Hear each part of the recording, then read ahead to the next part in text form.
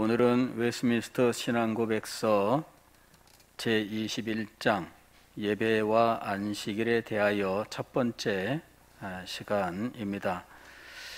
오늘 우리가 생각할 내용은 제1절과 제2절인데 제1절은 예배의 원칙에 대해서 말씀하고 있고 제2절은 예배의 대상에 대해서 말씀하고 있습니다. 제1절 1번을 보면 자연의 빛은 하나님이 계신다는 것을 보여준다 이렇게 이야기합니다. 이 자연의 빛이라고 하는 것, 이것은 이 신앙고백서 원문에서 번역하거나 이해하기가 제일 어려운 용어입니다. The Light of Nature라고 되어 있는데 이 Nature가 사실은 자연을 의미하는 말이에요. 그렇지만 자연적인 본성도 의미하고 있거든요. 그래서 번역자들이 이것을 자연의 빛으로도 번역을 하고 본성의 빛으로도 번역을 합니다. 자연의 빛으로 하게 되면 자연에 나타나 있는 하나님에 대한 일반 계시, 이것을 의미하는 것입니다. 하늘과 땅과 모든 자연 세계를 볼 때에 우리는 그 속에서 하나님이 계신다라고 하는 사실을 알게 되는 것이지요. 그래서 이 자연의 빛을 통해서 우리는 하나님이 계신다 하는 사실을 이제 깨닫게 되는 거예요. 시편 19편 1절도 보게 되면 하늘이 하나님의 영광을 선포한다. 궁창이 하나님께서 하신 일을 나타낸다. 이렇게 이야기를 해요. 하늘이 하나님의 영광, 하나님의 권능을 나타낸다는 것이죠. 우주 만물을 보게 되면 일단 우주 만물의 그 크기, 이 모든 것들에 대해서 우리는 압도될 수밖에 없습니다. 과거에 어떤 집사님이 저한테 이제 그런 질문을 했어요. 자기 집의 아이들한테 하나님을 어떻게 가르쳐야 되는지, 어떻게 아이들에게 하나님이 계시다고 하는 사실을 증거해야 되는지, 이거를 좀 물어본 적이 있습니다. 그 아이들이 초등학교 고학년, 중학교 뭐 이런 정도인데 이 애들한테 하나님을 어떻게 증거할 수 있을까? 이 집사님은 박사예요. 해외 독일에서 박사학위를 딴 분인데 자연과학, 생물학 박사예요. 그래 이분이 전공한 그것은 이 바다, 이 해조류 를 전공한 분이에요. 그래서 이 소위 말하면은 과학자거든요. 자연 과학자인데 이 과학자 되는 이분이 저한테 그거를 묻는 거예요. 이거 참 뭐라고 말씀을 드려야 돼요. 그래 뭐 이 우주 이 사진 같은 거 이런 것도 좀 보여주면서 창조주 하나님의 그 권세와 능력 이런 것들에 대해서 뭐 얘기하고 하면 좋겠다. 그랬더니 자기도 뭐 그렇게는 했다는 거예요. 요새는 뭐 그런 게 많아요. 허블 우주 망원경이라는 게 있어가지고요. 우주 공간에 인공위성처럼 망원경을 띄워놨어요. 공중에다가. 그래가지고 이 공중에 띄워놓은 이 엄청난 크기의 망원경입니다. 아마 우리 구덕운동장 뭐 이런 이 크기의 이런 망원경이에요. 이런 망원경을 인공위성처럼 공중에 띄워놓고 거기에서 우주 공간을 촬영을 하는 거죠. 예전에는 어떻게 촬영을 했느냐 하면은 태양이라든지 혹은 뭐 화성이라든지 금성이라든지 이렇게 구체적인 대상을 찍었어요. 근데 어느 날 그냥 우주 공간, 비어있는 우주 공간, 텅 빈 곳을 한번 찍어보자 해가지고 텅 빈 공간을 찍었습니다. 그런데 놀라운 것은 텅 빈 우주 공간을 찍었는데 이 우주 공간이 텅 비어 있지 않더라 하는 거예요. 이 찍은 사진을 우리 사람이 볼 수 있는 사진으로 이제 전환시킵니다. 그리 해놓고 보니까 캄캄하게만 보였던 우주 공간이 수없이 많은 빛으로 이루어져 있더라는 거예요. 깜빡깜빡 빛나는 수없이 많은 빛이 있는데 알고 봤더니 그 별들이 이 우주 공간에 흩어져 있는 그 별들이 다 찍힌 거예요. 그리고 좀 더 멀리 있는 것들은 심지어 은하계 이런 것들이 찍히는 거예요. 은하계 같은 것들은 돌돌돌 말려 있고 이러는 나선형 모양이 있고 막 그러는데 이 은하계가 찍히기도 하고 그런 거예요. 알고 봤더니 공간을 찍었을 때 이 공간의 모습이 사진에 찍혔는데 이 우주가 얼마나 대단한지 그때부터 공간을 찍는 이 것을 집중적으로 했어요. 이 허블 망원경으로 공간을 찍었는데 이것을 나중에 사진으로 현상하니까 우주 공간이 얼마나 아름다운 빛으로 빛나고 있는지 정말 가지가지 모양의 별들 또 이 은하계의 모습들 그 다음에 별들이 생성되고 또 이것이 멸망하고 하는 이런 과정들이 이 큰 사진 속에 여기저기 나타나 있는 거예요. 어떤 곳은 별이 생성 중에 있고 어떤 곳은 별이 이제 늙어서 없어지고 있고 뭐 이러는 그런 것들이 사진 한 장에 다 나오는 거예요. 그런 사진들을 구하려면 구할 수 있습니다. 예. 이 엄청나요.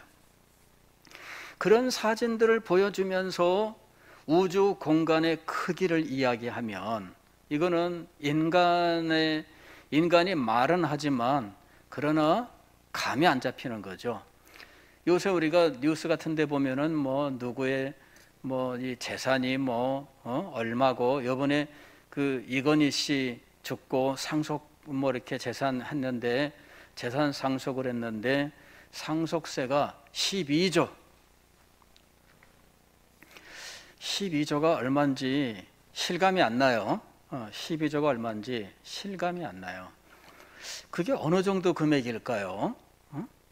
여러분은 감이 잡혀요? 저는 언젠가 그런 걸 본 적이 있어요. 1억을 세기 위해서 1, 2, 3, 4 이렇게 세 나가면 1억을 세는데 수십 년이 걸려요. 1, 2, 3, 4 세 나가면 한번 생각을 해보세요. 1, 2, 3, 4 하면 1억 초 아니에요. 1억 초. 1억 초면은 이게 몇 시간이에요. 그거를 하니까 수십 년이 걸리는 거 있죠. 제가 나서부터 이 1억 돈을 1원짜리를 가지고 세기 시작하면 환갑 때 가서야 끝나나 이러더라고요. 그러니까는 1억 원이 엄청 큰 돈이더라고 알고 보니까. 근데 12조래요. 근데 여러분 이 우주 공간은 그건 또 세 발의 피예요. 우주 공간은 그냥 평범한 몇 미터 이런 몇 킬로미터 이런 걸 가지고는 말할 수가 없어요.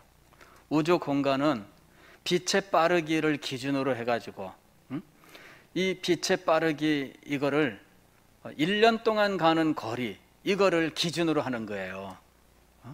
빛이 1년 동안 가는 거리예요.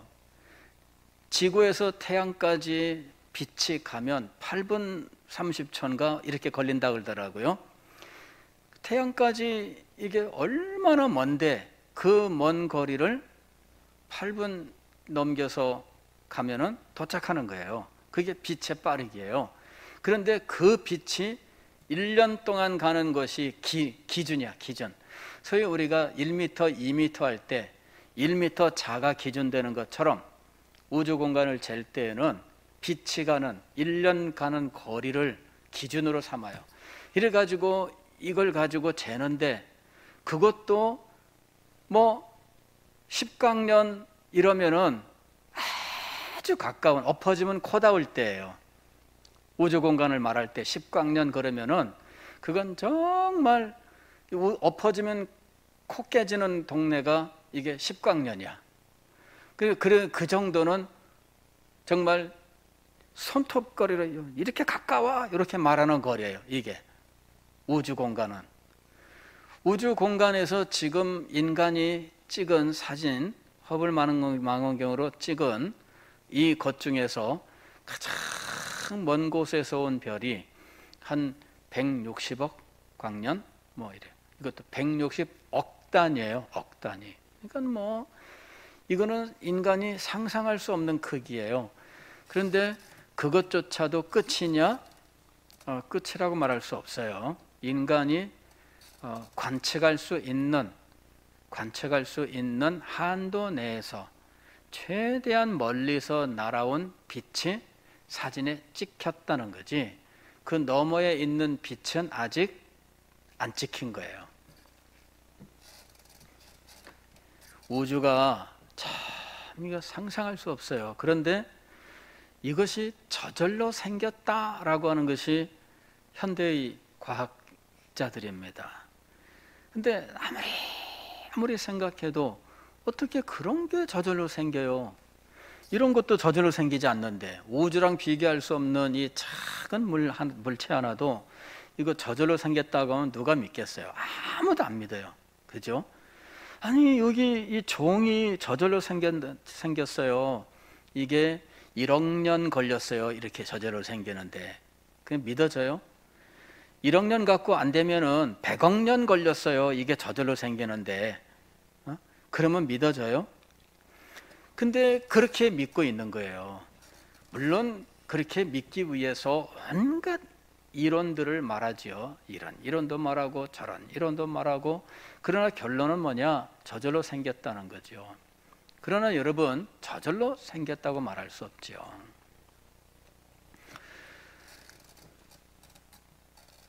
아이들에게 하나님을 어떻게 증거할 수 있을까?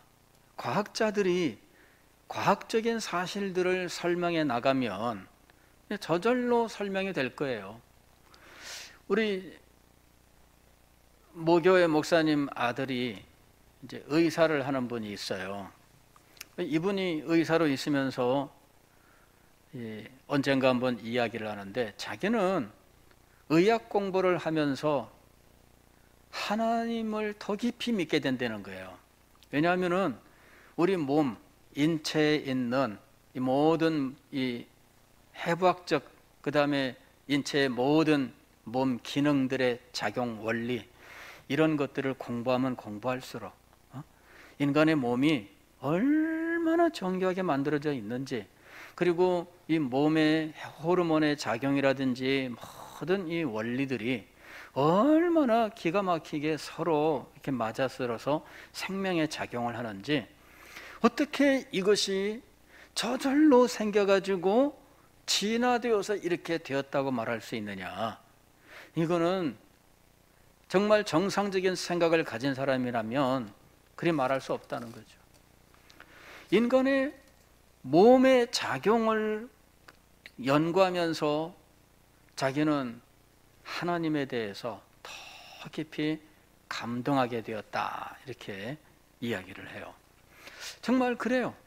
호르몬 작용 하나만 놓고 보더라도 어떻게 이런 작용들이 이루어지고 있는지, 이게 저절로 이런 것들이 이렇게 정교하게 상합하고 연락하고 작용하게 되었다고 어떻게 말할 수가 있어요? 그래서 이런 자연을 보게 되면 하나님을 인정하지 않을 수가 없다라고 하는 거죠. 또 인간이 본성적으로 하나님이 계시다고 하는 사실을 알아요. 이런 자연의 계시들을 통해서 인간은 하나님이 계신다라고 하는 사실을 알아요. 즉 계시에 대하여 반응할 수 있는 이것이 인간의 특성입니다. 그래서 자연의 빛은 이야기도 하고 본성의 빛은 이라고도 이야기하는데, 이 부분은 분명히 설명이 좀 필요해요. 그러나 명백한 것은 뭐냐면은 자연은 하나님을 증거하고 인간은 증거하는 그 하나님을 알게 된다는 거죠. 이것이 1번의 이야기예요.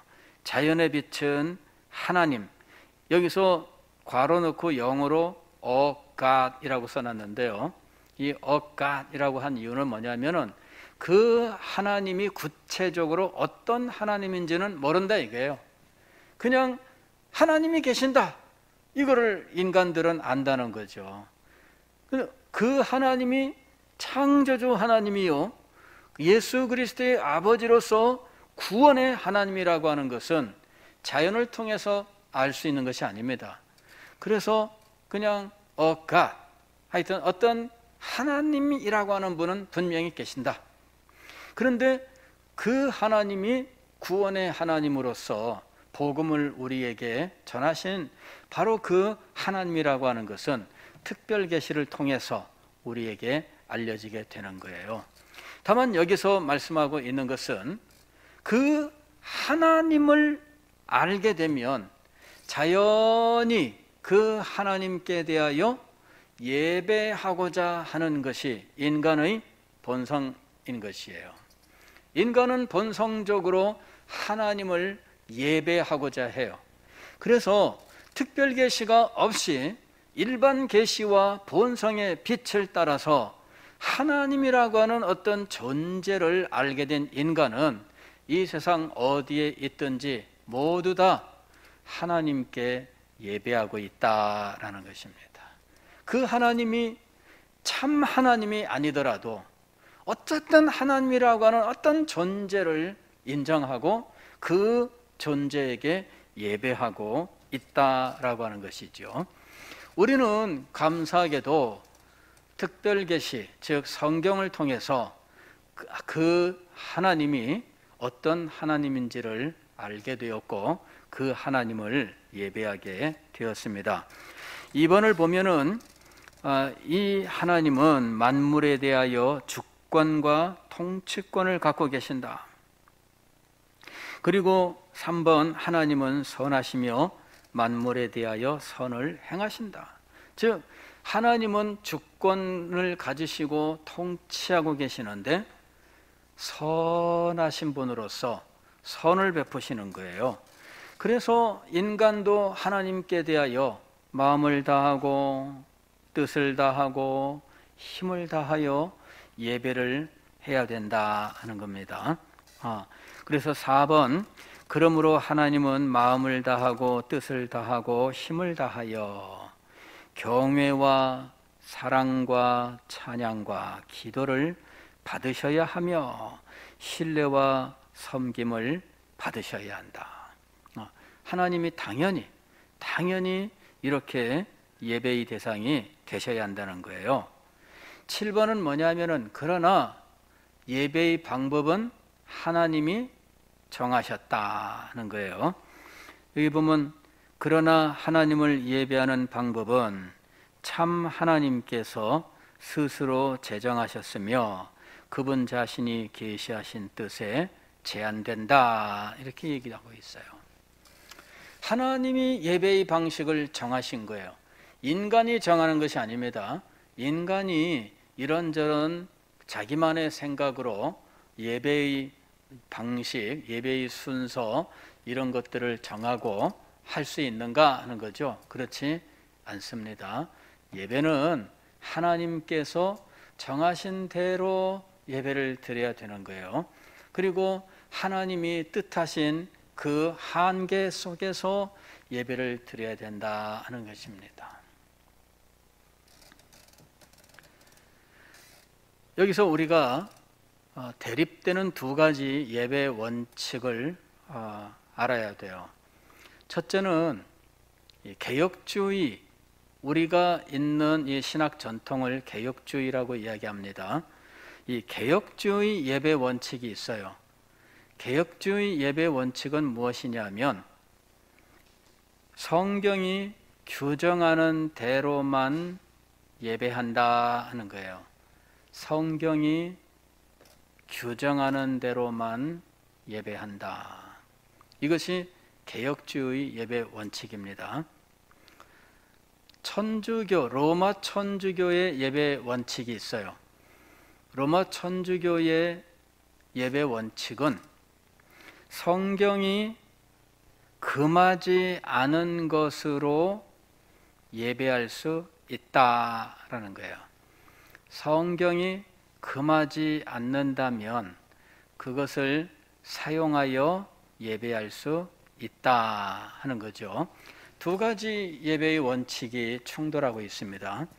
첫 번째 원칙은 개혁주의 예배 원칙입니다. 이거는 성경이 규정하는 대로 예배한다 하는 거예요. 그러나 로마 천주교의 예배 원칙은 성경이 금하지 않는다면 예배에 사용할 수 있다 이렇게 하는 거예요. 이 두 가지 원칙이 충돌하고 있어요.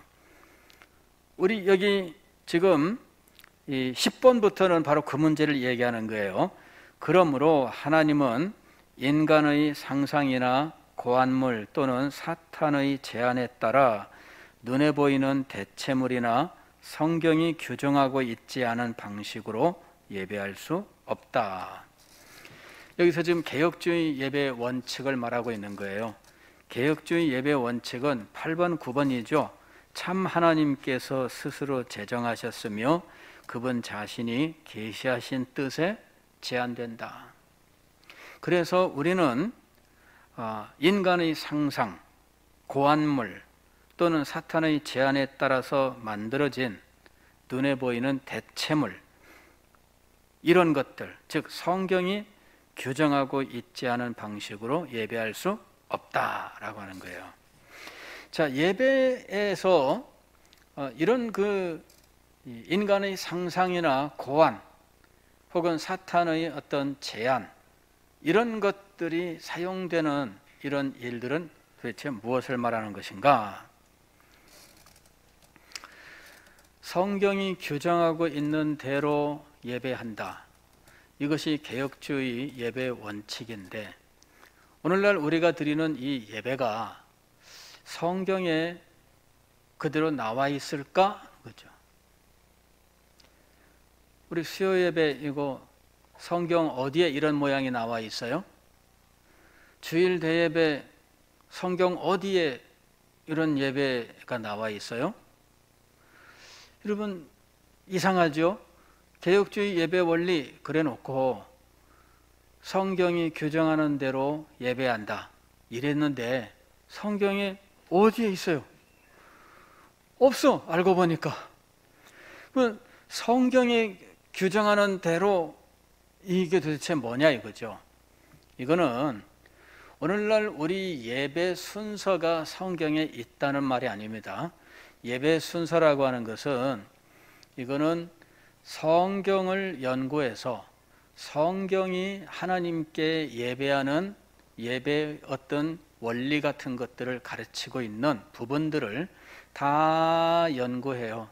그렇게 해서 이 예배의 원리가 이렇구나 라고 하는 것을 이제 이 성경을 연구해서 우리가 알아내고 그것에 따라서 예배의 순서들을 잘 정돈을 해서 예배 모범이라고 하는 이름으로 교회가 발표를 하고 시행을 하는 거예요. 그래서 우리는 예배를 드릴 때 예배 모범이라고 하는 것에 따라서 예배를 드리고 있는 거예요. 우리 총회는 헌법이라고 하는 것을 가지고 있어요. 헌법은 신앙고백서, 또 대요리문답, 소요리문답, 그 다음에 정치, 교회 정치, 그 다음에 권증조례, 권증을 어떻게 시행할 것이냐, 그리고 예배 모범, 이런 것들로 이루어져 있어요. 그래서 이거는 교리와 정치와 예배, 그 다음에 권증에 대해서 헌법이 모두 담고 있어요. 우리는 헌법에 따라서 교회 모든 일들을 하고 있습니다. 물론 대원칙은 뭐예요? 성경이 최고 권위를 갖습니다. 다른 모든 것들은 성경을 연구하여 나오는 것들이에요. 그리고 성경을 연구하여 나온 이 원리가 혹여라도 성경과 어긋나는 것이 증명되면 그러면 언제든지 이것은 성경에 의하여 바뀌어야 되는 거죠. 그래서 언제나 교회 헌법은 성경 밑에 있어요. 성경이 최고의 권위를 갖습니다. 다만 성경을 연구하여 교회가 이것을 공식적으로 받아들여서 오늘 우리는 이것을 1차적으로 사용하고 있는 거예요.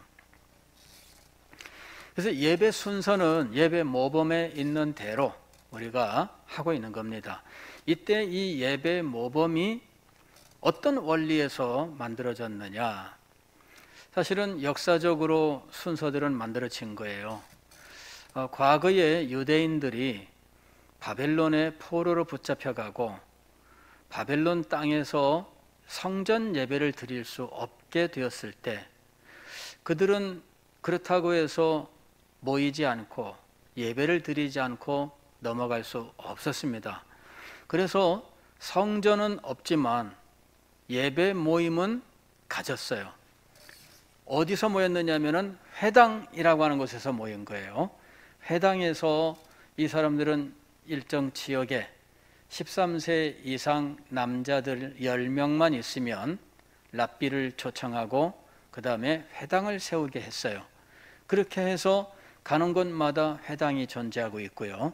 이 회당에서 안식일 날 하나님 앞에 예배를 드렸는데 회당 예배는 성전 예배와 달랐어요. 성전 예배는 희생제사 중심으로 예배를 드렸어요. 그러나 회당 예배는 말씀 중심의 예배를 드렸던 거예요. 그래서 회당 예배에 사람들이 안식일 날 모이면 회당장이 이제 성경 말씀을 가지고 와요.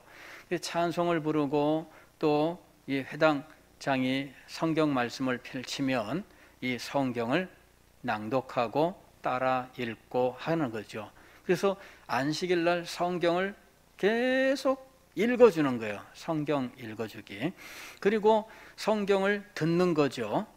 그 다음에 읽은 성경 말씀에 대하여 간단히 해설을 하고 이제 이런 식으로 그리고 끝난 다음에 모인 이 유대인 성도들이 서로 교제하고 이렇게 했던 거죠. 이제 이 회당 예배가 오랜 세월 동안 진행이 되고 예수님 당대까지 이어져 오는 거죠. 그리고 그때의 성전은 예루살렘에 만들어져 있었어요. 가령 바벨론 70년 세월 끝나고 성전을 건축하고 그 다음에 또 나중에는 예수님 당대에는 헤롯 성전이 건축 중에 있었고 그러나 유대인들은 이미 천하에 흩어져 있는 상황이에요. 흩어진 그 사람들이 회당 예배를 계속 드리고 있었어요. 그리고 사도 바울이 복음을 전하러 갈 때에 그는 가장 먼저 어디를 갔느냐 하면 회당을 간 거예요. 회당에 가면 그곳에서 말씀을 전할 수 있는 기회를 주니까 그 기회에 예수 그리스도와 복음을 전했고 그 말씀을 들은 이방인 성도들, 즉 이 사람들은 유대인으로서 할례를 받거나 한 사람은 아니지만 할례를 받지 않고도 회당 예배에 참석한 사람들이 있었어요. 그 사람들이 사도 바울의 말씀을 듣고 따라와서 교회를 이루고 하게 된 거예요. 그러면서 이 말씀 예배의 형식이 신약 교회에 그대로 전해진 거예요. 다만 신약 교회에는 이 말씀 예배와 함께 무엇이 들어왔느냐 하면은 성례가 들어온 거예요. 성례. 즉 성찬이 모일 때마다 있었던 거죠.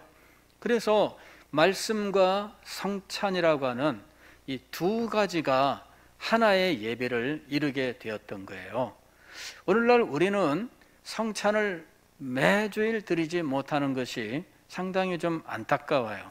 사실은 초대교회 때에는 말씀과 성찬 이 두 가지가 예배였어요.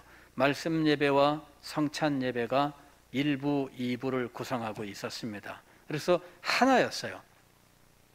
이 말씀 예배와 성찬이라고 하는 이 두 가지가 하나로서 내려오다가 로마 교회는 무슨 중심으로 갔느냐 하면 성찬 중심으로 간 거예요. 이게 미사입니다.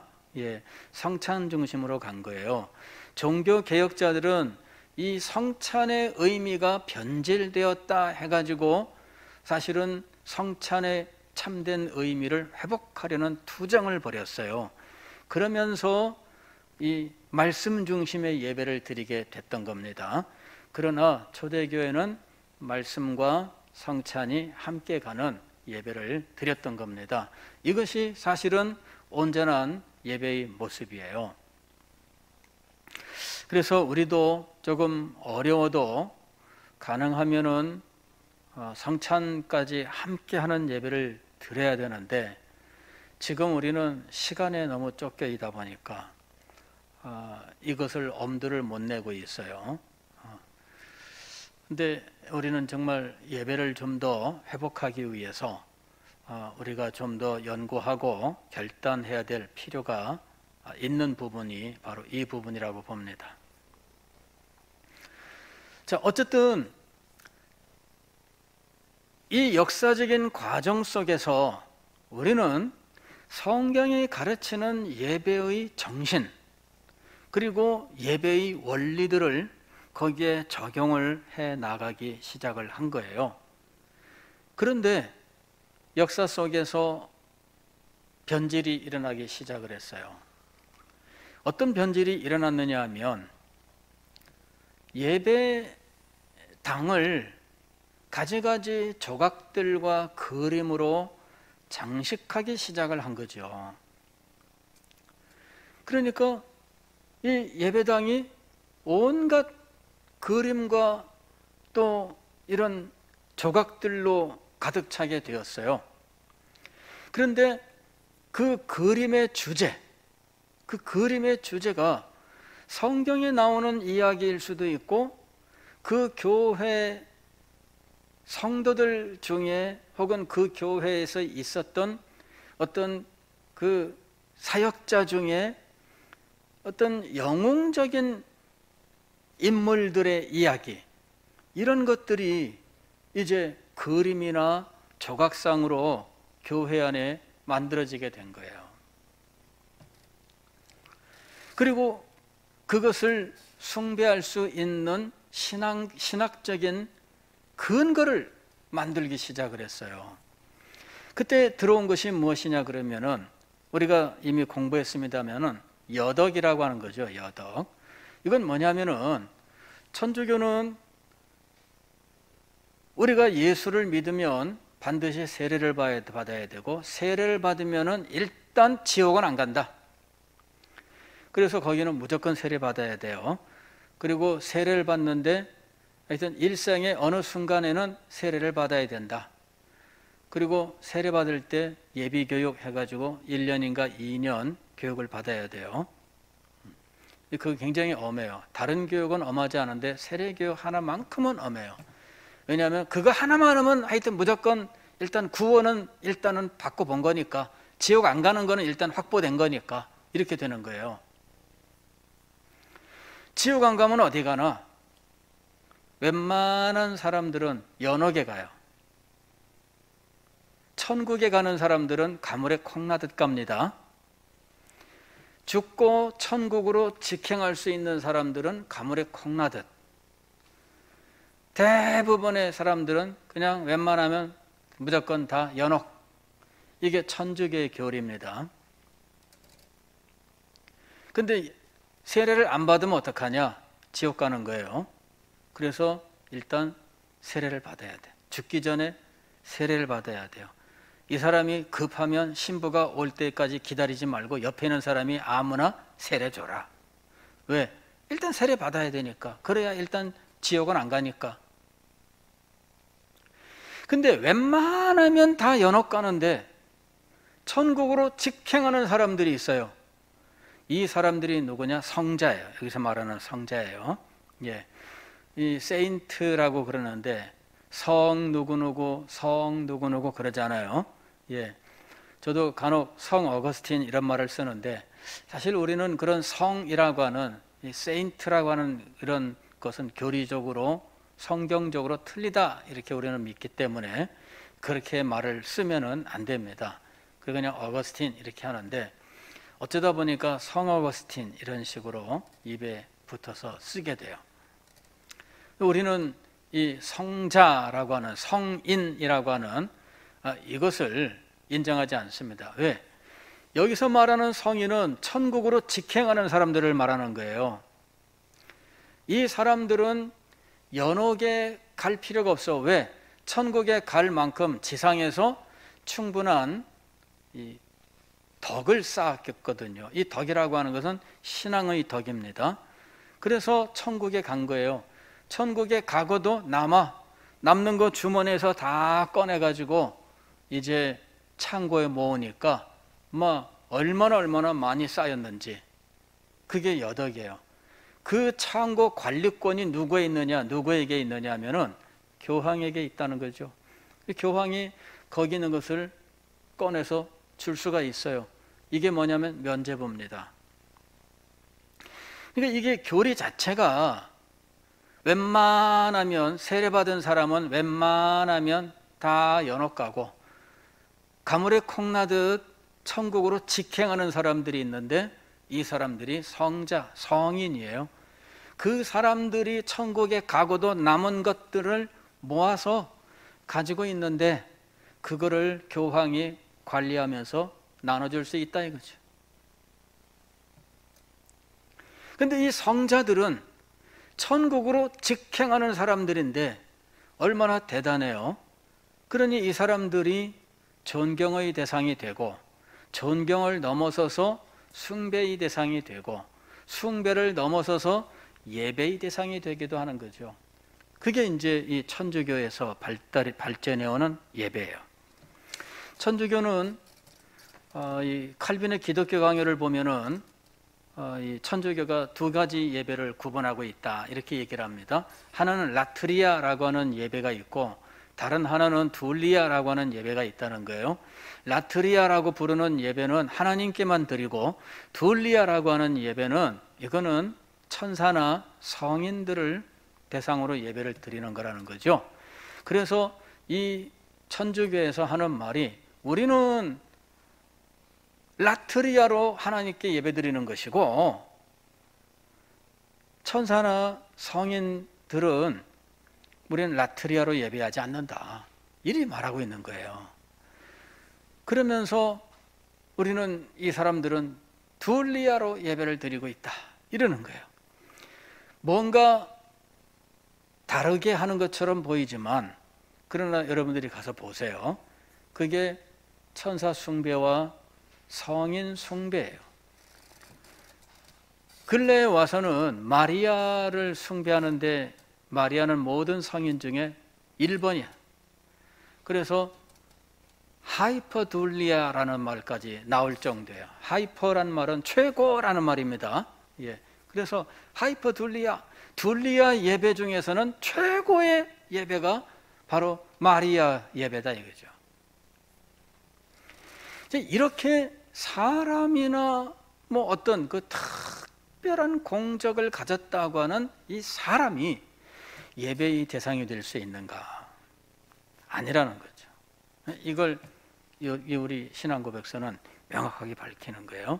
그리고 그런 사람들의 그 행적을 그림으로나 조상으로 이 조각으로 만들어 놓고 그것이 기도나 찬양이나 예배의 자리가 될 수 있는가 하는 거죠. 제가 작년에 페루에 가서 그 몇 군데 성당을 갔어요. 거기 갔더니 이런 거예요. 가니까 소위 말하면은 백화점 부스처럼 이 성당 안에 부스가 있습니다. 저 정면에는 뭐 이런저런 그 조각들, 뭐 예수님, 천사 이런 거, 아기 예수 뭐 이런 것들이 조각이나 그림으로 막 휘황찬란하게 있고요. 그 다음에 의자들이 쭉 놓여 있습니다. 그 다음에 의자들 옆에 저쪽 벽 쪽으로는 부스가 쭉 있습니다. 그래갖고 칸 이렇게 만들어 가지고 그 칸마다 기도 대상이 되는 성인들이 다 있습니다. 예, 그 지역에서 특별한 성인들이 있어요. 그 성인들 부스가 쭉 있습니다. 그리고 그 앞에 다 자그맣게 촛불 밝혀놓고 뭐 이런저런 자그마한 이런 그 조각들이라든지 뭐 인형 같은 것들이라든지 이것들 막 갖다 놨어요. 그리고 의자가 이렇게 이런 의자들이 두세 개씩 이렇게 놓여져 있습니다. 거기에서 그 성인을 통해서 하나님 앞에 예배한다. 그 칸막이가 다 있어요. 칸막이가. 근데 참 그걸 보면은 들어가서 저는 뭐 사실 공부를 위해서 들어가 보는 거예요. 도대체 어떻게 생겼나? 그걸 봐야 될 거 아니에요. 우리는 어때요? 우리는 심플합니다. 여기 앞에 우리는 십자가도 없어. 개신교 중에는 십자가 있는 데도 많죠. 예, 십자가 있는 곳은 뭐 많이 있어요. 그럼 우리는 십자가도 안 걸어놔요. 왜 그렇게 할까요? 인간의 고안물이 예배의 대상이거나 예배의 수단이 되어서는 안 된다 라고 하는 원리 때문이에요. 오직 성경이 가르치는 원리대로만, 즉 우리가 십계명을 우리가 보았습니다. 오직 예배의 대상은 누구예요? 하나님이셔요. 근데 그 하나님은 형상을 만들거나 해서 그 앞에 절하거나 섬겨서는 안 된다라고 말하고 있어요. 그래서 우리는 일체의 형상들을 제거하고 있는 거예요. 물론 우리가 아이들을 교육하는 데 있어서 동화 같은 거, 성경 동화며 뭐 무슨 교재며 할 때에 그림이 필요하긴 하지만, 그러나 예배에는 이 요소들을 사용하지 않는 거예요. 예배에는 이 원리를 우리가 잘 알아야 됩니다. 성경이 규정하는 대로 예배한다. 이 원리를 지키기 위해서 우리는 치열하게 투쟁을 하는 거예요. 자, 제2절 보면은 예배의 대상이 나오는데요. 종교적 예배는 성부, 성자, 성령 하나님께만 드려야 하며 오직 그분에게만 드려야 한다. 천사들이나 성자들이나 다른 피조물에게 예배해서는 안 된다. 천사들 예배하는 거, 이거는 천사를 만난 사람들이 그 천사의 엄청난 그 모습을 보고 그만 저절로 무릎을 꿇고 경배하려고 하는 이런 모습들을 보여줍니다. 실제로 요한계시록 19장을 보게 되면 천사가 사도 요한에게 말씀을 전하는데 사도 요한조차도 저절로 무릎 꿇어 경배하려고 해요. 근데 천사가 말립니다. 나는 너와 및 예수의 증언을 받은 네 형제들과 같이 된 종이니 삼가 그리하지 말라. 나도 너희처럼 하나님을 섬기는 종이다, 그 말이에요. 나도 너희처럼 하나님을 섬기는 종인데 종인 나한테 너희가 경배할 필요가 없다, 그 말입니다. 오직 하나님께 경배하라, 이렇게 얘기하는 장면이 나와요. 천사는 숭배의 대상이거나 경배의 대상이 아니라 우리와 같이 하나님을 섬기는 종입니다. 그래서 뭐 같이 하나님의 종일 뿐이지 종 사이에 무슨 또 경배의 대상이 있어서 경배하느냐, 그 얘기예요. 예배를 나트리아와 둘리아로 나누어서 뭐 이 둘리아란 말은 둘로스라고 하는 종이란 말에서 나온 거예요. 그러니까 종들에게 드리는 예배가 있다, 이제 이런 말인데 종들을 무슨 예배를 해요? 여기 천사가 하는 말이잖아요. 나도 너희와 똑같은 종이다. 오직 하나님께만 경배하라. 종은 예배의 대상일 수가 없어요. 아무리 대단하게 꾸미고 나와도 종은 종이에요. 천사의 말입니다. 그래서 천사조차도 경배의 대상이 안 되는데 인간 가운데에 큰 성자라고 해서 예배의 대상이 되고 기도의 대상이 되느냐 하는 이야기예요. 그래서는 안 되는 겁니다. 그래서 3번을 보면은 천사들이나 성자들이나 다른 피조물에게 예배해서는 안 된다. 또 인간의 타락 이후에는 중보자가 없이 예배를 드리거나 또는 오직 그리스도의 중보 이외의 다른 존재의 중보를 통해 예배해서는 안 된다. 타락 이후에 하나님께 드리는 예배는 반드시 중보자가 있어야 돼요. 중보자가 없는 예배는 예배가 아닙니다. 그런데 중보자는 오직 하나님과 사람 사이의 중보자는 오직 누구밖에 없어요? 예수 그리스도밖에 없어요. 그런데 다른 존재는 중보자가 될 수가 없어요. 그런데 다른 존재의 중보를 통해 예배하는 일들이 벌어지고 있다는 거죠. 이때 중보의 대상이 되는 이 존재들은 누구예요? 성인이에요. 그리고 그 중에 대표는 마리아예요. 마리아. 그거는 예배의 중보자가 될 수가 없어요. 제가 한 번은 어디 장례를 치르러 갔다가 마침 옆에가 천주교 사람이 아마 이제 장례를 치르나 봐요. 그런데 사람들이 와가지고 이제 위로 예배를 드린다고 하는데 와가지고 하는 게 뭐냐면은 앉았는데 다 책을 펼쳤더라고. 그리고 이제 하는데 성 누구요? 그러면서 죽은 사람 세례명을 얘기하는 거예요. 가령 죽은 사람의 세례명이 니콜라스라면 성 누구요? 니콜라스를 위하여 기도하소서. 성 누구요? 니콜라스를 위하여 기도하소서.